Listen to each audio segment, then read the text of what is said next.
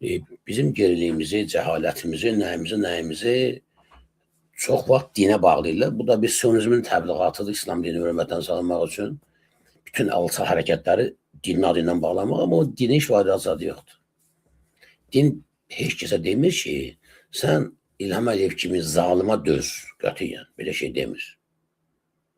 Amma səni döz deyən adamlar İlham Əliyev bəsləyir qoltuğunda, ucağında bəsləyir. Necə lazım Onları mərkəzdə məcburi saxlayırmışlar. Rəsmi açıqlama. Baş prokurorluq Qurtuluş... Bu sifət sizə tanış gəldi mi dostlar? Bu adamı tanıyırsınız? Bu sifətə yaxşı baxın. Tanıdınız bu adamı?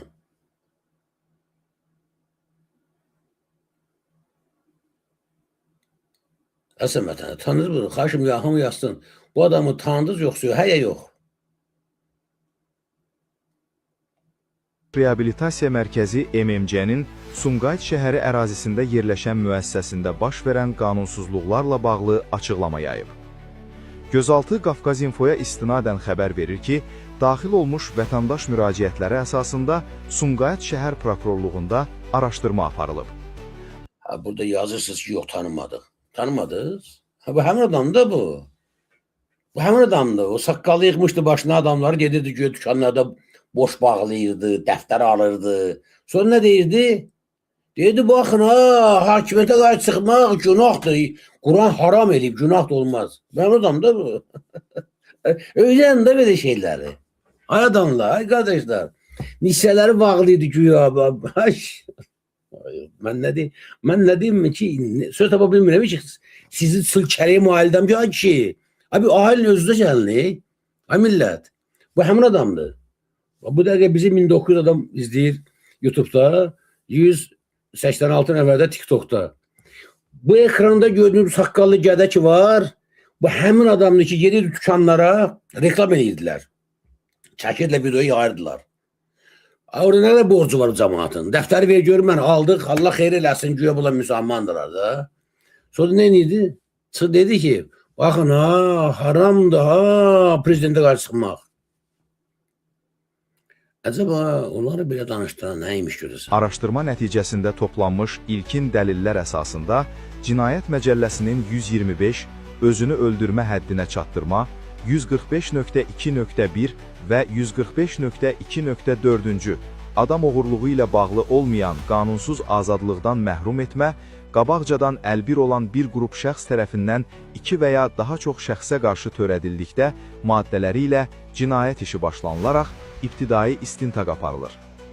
Qafqaz İnfonun əldə etdiyi məlumata görə, narkomaniyadan əziyyət çəkən və məcburi qaydada orada saxlanılan şəxs metal əşya udaraq intihara cəhd edib. Eşitdiniz? Dəli hadisələrdən xəbərdar olmaq. Dostlar, eşitdiniz? Deməli, bu həmin adamdır. Arada bir kiminsə haqqında xəbər yayıldı ki, bir dəfə qaçıbdı o reabilitasiya mərkəzindən. Tanınmış adamlardan biri idi deyəsən, kiminsə adı heyallanırdı. Hətta bizdə də xalq parlamentində də onun bahisi danışırdılar. Həmin hadisə ilə bağlı araşdırma aparıldı. Bu aydın olub ki, bu saqqallı adam gedib onun nisyə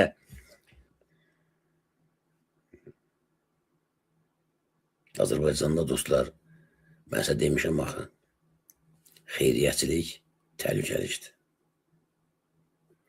Azərbaycanda xeyriyyəçilik təhlükəlikdir. Sən gedib bir yerdə məktəb tikə bilməzsən, sən gedib bir yerdə dükandan nisyə dəftərin bağlı bilməzsən, sənin ananı aldarlar. Moskvada bir şey vardı, El Capone adlı iş adamı var idi deyəsəm, Ordubaddan hardan idi. Füzuli adı, Füzuli idi rəsmi adı. El Capone deyilən nə deyilən, yazı gəlir adam. Onu 5-6 kilo gerayindən o vaxtı İlham Əliyev şərlədə söylədi Azərbaycanda. Yazı gəlir. Bilirsiniz niyə? Çünki həmin o El Capone, Füzuli gələndə Azərbaycana hansısa qazilərə ev alırdı mı? Şəhidlərə ev alırdı, bağışlayırdı. Ev, hazır mənzil. Gedəndə Naxçıvana, Ordubada, kətlərinə, nə bilim, Ordubada sonra Naxçıvan cəmaatına kiməsə nəsə kömək edirdi, nə edirdi? Və də Azərbaycandan gedən nə bilim cavanları orada Moskvada belə gəzirdi, söhbət gəzirdi ki, kömək eləyir, nə bilim onların əlini işte çörəyə çatdırır. Yəni nüfuz qazanırdı. İnsan kimi kişi kimi hörmət qazanırdı. Füzuli burada yazdı, Füzuli Məmmədov. Ha. Tanımıram mən, eşitmişəm, adı Kapon deyildi onu. Füzuli Məmmədov. Bir dəfə də mənim yadıma gəlir ki, yazı gəlir, bizdə bir Eliyaz idi, deyəsən rəhmətlik. Bir qazimizin xəstəliyi ilə bağlı yazı gəlir, bir kampaniya başladıq, köməyə mən müraciət elədim ki, kim kömək eləsinlər bunu Türkiyəyə müalicə aparmağa. Onda həmin o Füzuli Məmmədov, onun bir nümayəndəsi desən zəng elədi bizim efirə, dedi ki, mənə tapşırıb, getdi orada 8.000 dolara, 8.000 manat yerində zənə ailəyə kömək elədi, verdi, Eliyaz idi, o deyəsən xəstənin adı. Onu götürdülər, apardılar. Tərsən də həyatını xilas elə bilmədi, amma o Füzuli Məmmədov əlindən yəni elədi, belə deyək. Və yaxud da Türkiyədə bizim iş adamı var idi. Nədir onun adı? Yadından çıxdı. Mübariz Qurbanovdur. Mübariz Mənsumov kimdir belə? Mübariz adı. Mübariz də Azərbaycanda müəyyən adamlara kömək eləyirdi. Nə bilim, idman qrupu saxlayırdı. Bir də onu da başına əklə. Bilsin niyə? Çünki Azərbaycanda bu rejimin vaxtında xeyriyyəçilik təhlükəli əməldir. Ona buna kömək eləyən anasını aldarlar. İndi bunu bilə-bilə, mən bunu bilirəm axı. Bunu qanır. Birdən-birə bir saqqalı biri çıxır ortalığa, başlayıb belə nümayişkarına şəkildə video çəkir, gedir. Ay, orada de görüm Niçən dəftəri nə qədərdir? Ay, gəl bura görüm, aldı, verdi, hələ bu cəmaatdan olma. Hələ bu pulda bir qalanla bir çörək verərsən, neynərsən? Bunu reklam edirlər. Mən dərhal şübhələndim ki, deyən, stop, nəsə burada var. Ola bilməz, bu mümkün o şey deyil. Hani tanıyırım Azərbaycanı. Mən bu rejimi tanıyırım, bu ölkədə belə şey olmaz. Əgər olsaydı, bilirsiniz nə qədər Azərbaycan inkişaf eləyərdi. Siz bilirsiniz Azərbaycanda nə qədər milyonçu insanlar var, özündə və xaricdə. Bugün ne biz bu gündəyik? Niyə mən dilənirəm cəmaatdan ki, 1 manat verin ki, bir gedək sizin dəhduzu deyək. Üstənmüsü deməyəcək bundan sonra. Şey bağlayacaq.